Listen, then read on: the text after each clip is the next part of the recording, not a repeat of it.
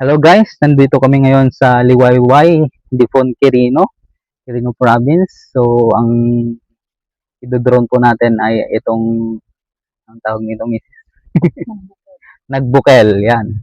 So, gamit natin itong Neo 2. Yan. Ito. So, tignan natin gaano kaganda ito. Yan, try na natin guys.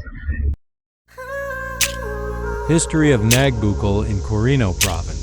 Nagbukel in Quirino Province refers to the Nagbukel Caves and Rock Formation in Difon, a significant natural tourist spot known for its helmet-like limestone hills, caves, and river views.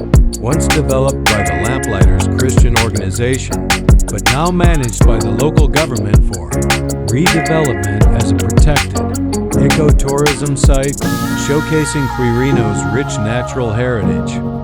Key aspects of Nagbukel's history and development. Natural wonder. It's a natural landscape featuring limestone, formations resembling helmets, lush vegetation, and proximity to the Ganano River. Lamplighters. Era, a non-profit group called the Bayvigveen.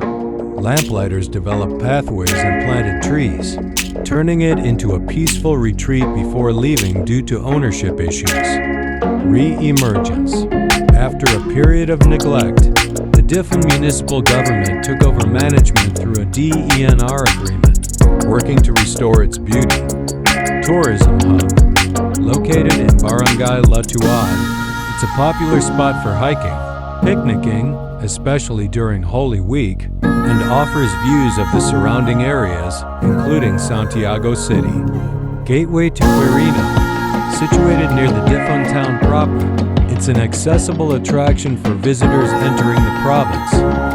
In essence, Nagbukel's history is one of natural discovery, initial development, temporary decline, and current revitalization as a key ecotourism destination in Quirino, highlighting the region's unique geological features and commitment to environmental preservation.